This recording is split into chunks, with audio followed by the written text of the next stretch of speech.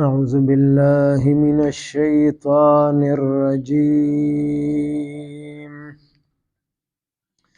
بسم الله الرحمن الرحيم.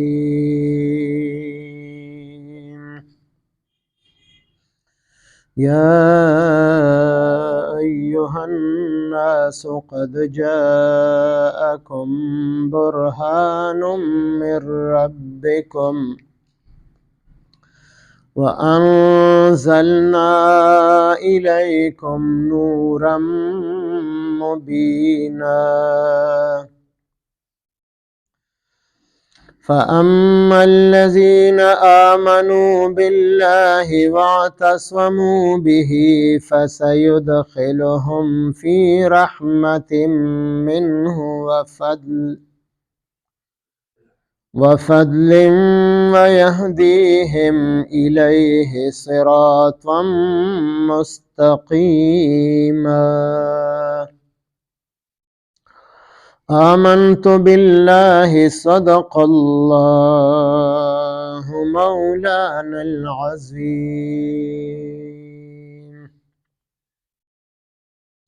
سورة نساء شپږم سپارہ آیات نمبر 174-175. د دوانو آیاتونو مبارکو کې الله پاک د ټولې دنیا انسانانو ته دعوت ورکړی دی د دین اسلام قبلولو او د دین اسلام په حقانیت باندې لوی لوی دلایل الله پاک ذکر کړی دي او بیا چا چې دین اسلام قبول کو نو د هغې دپاره الله پاک د آخرت وعدې ذکر کړي دي د رحمت په لفظ سره د فضل په لفظ سره او د صراط مستقیمه الفاظو سره چې قیامت کې به الله پاک دغه خلق په خپل رحمت کې داخل کی په خپل فضل کې به داخل کی او کم صراط مستقیم باندې چې دی په دنیا کې روانو په هغې باندې به جنت ته ورسیږي. د لومړني آیت مبارک کې دوه دلایل ذکر کړي دي. یو د برهان په لفظ باندې ذکر کړی دی چې برهان خپله معنی ده دلیل او دلته د برهان او دلیل نه مراد د حضرت محمد صلی الله علیه وسلم دنیا ته تشریف راوړل دي او د نبوت او د رسالت اعلان کول. وی دومره لوی دلیل ستاسو د رب د طرفه تاسو ته راغلی دی د اسلام په حقانیت او صداقت باندې چې دین اسلام حق او سچ دین دی. او دویم دلیل الله پاک د خپل آسمانی آخری آسمانی کتاب قرآن مجید ذکر کړی دی چې هغې ته نور مبینا ویلی دی چې دا ستاسو د پاره ښکاره رڼا ده چې تاسو د کفر د تیارو نه راوباسي د شرک د تیارو نه راوباسي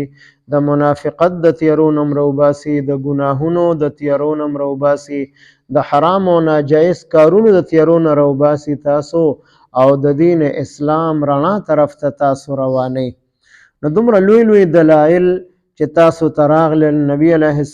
السلام دنیا ته تشریف راوړو قرآن مجید الله پاک په هغې باندې نازل کو نو د دې نه وروسته بیا تاسو بل کم یو دلیل غواړئ او د کم دلیل په انتظار یې چې تاسو به دې نه وروسته بیا دین اسلام قبلوئ. نو دا غټ غټ دلایل تاسو ته راغلي دي نو تاسو ته دا دعوت درکولی شي چې راشئ په دې باندې په نبی علیه السلام او په قرآن مجید باندې ایمان راوړئ او د دین اسلام په دایره کې داخل شئ چې قیامت کې بیا تاسو د الله په رحمت کې د الله په فضل کې چې هغې نه مراد جنت دی په جنت کې به الله پاک تاسو داخل کی. یا ایها الناسو ای د ټولې دنیا خلقو چې په دې کې ټولې ډلې داخل دي چې ای ټولو خلقو که د یهودیت سره هم تعلق دی او که د عیسایت سره هم تعلق دی او که د کفر او شرک سره هم تعلق دی قد جاءکم یقینا چې راغلی دی تاسو ته برهان یو لوی دلیل من ربکم ستاسو د رب د طرفنا چې هغه د نبی علیه السلام دنیا ته راتلل او د نبوت او د رسالت ښکاره کېدل او اعلان کول دا لوی دلیل دی ستاسو دپاره ځکه د نبی علیه السلام دنیا ته راتلل دا د ټول عالم انسانیت دپاره دی د هرې زمانې دپاره او د هر ځای دپاره او مخکني انبیا علیهم السلام الله پاک را لیږلي هغه د یو خاص قوم دپاره او د یو خاص علاقې دپاره د هغې انتخاب کړی ځکه په یو وخت کې به په مختلفو علاقو کې مختلفو قومونو ته جدا جدا پیغمبران الله پاک را لیږل نو تاسو ته لوی دلیل راغلی دی وانزلنا الیکم او موږ نازل کړی دی تاسو ته ای خلقو نورا مبینا نور رڼا مبینا ښکاره او واضحه نورا مبینا نه مراد قرآن مجید دی چې الله پاک قرآن مجید په نبی علیه السلام باندې نازل کو نو دا دوه لوی دلایل چې دا ځان له یو لویه معجزه ده او د دې نه وروسته بیا تاسو به کومه معجزه غواړئ او کوم یو دلیل به غواړئ اوس چا چې په قرآن مجید باندې ایمان راوړو په نبی علیه السلام ایمان راوړو د الله په وحدانیت ایمان راوړو او د ایمان څومره لوازمات او ضروریات دي هغه ټولې ومنل نو د هغې ذکر الله پاک کوي فاما الذین آمنوا پس هغه کسان چې هغوی ایمان راوړی دی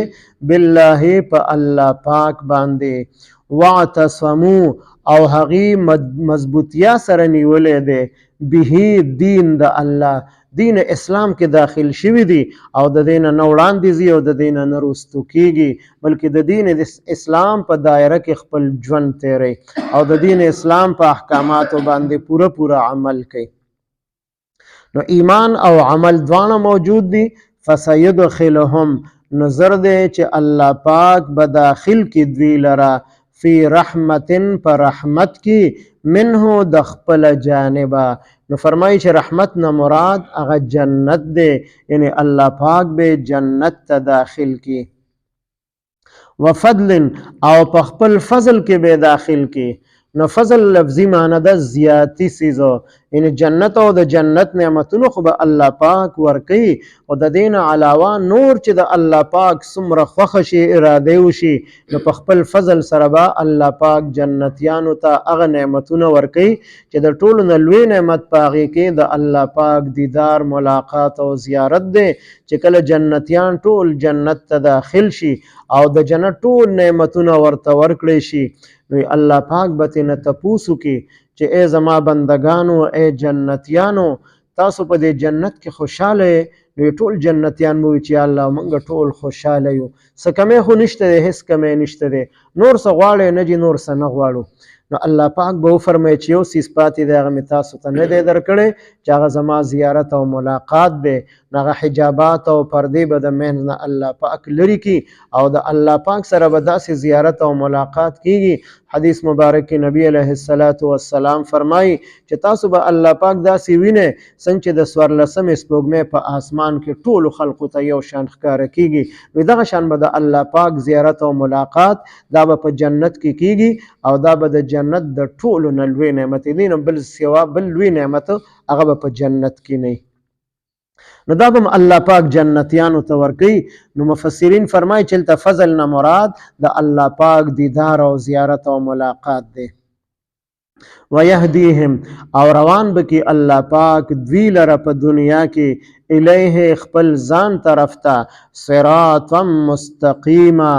په نیغه لاره باندې صراط لارې ته ویلی شي او مستقیم نیغه لار چې هغه د هدایت لار ده چې موږ په سوره فاتحه کې په هر رکعت کې هغه غواړو اهدنا الصراط المستقیم ای الله موږ ته نیغه لاره د هدایت وښیه نو لار د هدایت موږ ته الله پاک ښودلې ده او د دې دعا دا معنی ده چې ای الله موږ په دې باندې ثابت قدم پاتې که نو الله پاک او هدایت ټول مؤمنانو ته کړی دی خو دلته صراط مستقیم لار ښودنه هغه دا ده چې تر آخر وخت پورې به دوی په صراط مستقیم باندې ثابت قدم پاتې او خاتمه به په ایمان باندې وشي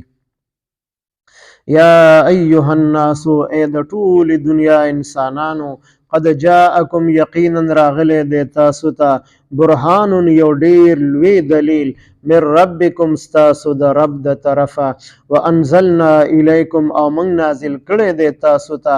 نورا مبینا ښکاره رڼا چې هغه قرآن مجید دی فاما الذین آمنوا پس هغه کسان چې ایمان یې راوړی دی بالله په الله پاک باندې واعتصموا او هغې مضبوطیا سره نیولی دی به دین د الله چې دین اسلام دی فسيدخلهم نظر دی چې الله پاک به داخل کی دوی لره فی رحمت منه په خپل رحمت کې وفضل او په خپل فضل کې ويهديهم او روان بکی دوی الیه خپل ځان طرف ته صراطا مستقیما پنی غلار باندې اللهم صل على سيدنا محمد وعلى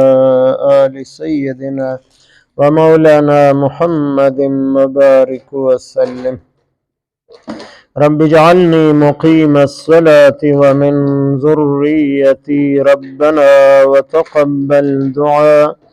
ربنا اغفر لي ولوالدي وللمؤمنين يوم يقوم الحساب ربنا اغفر لنا ولإخواننا الذين سبقونا بالإيمان ولا تجعل في قلوبنا غلا للذين آمنوا ربنا إنك رؤوف رحيم ربنا هب لنا من أزواجنا وذرياتنا قرة أعين واجعلنا للمتقين إماما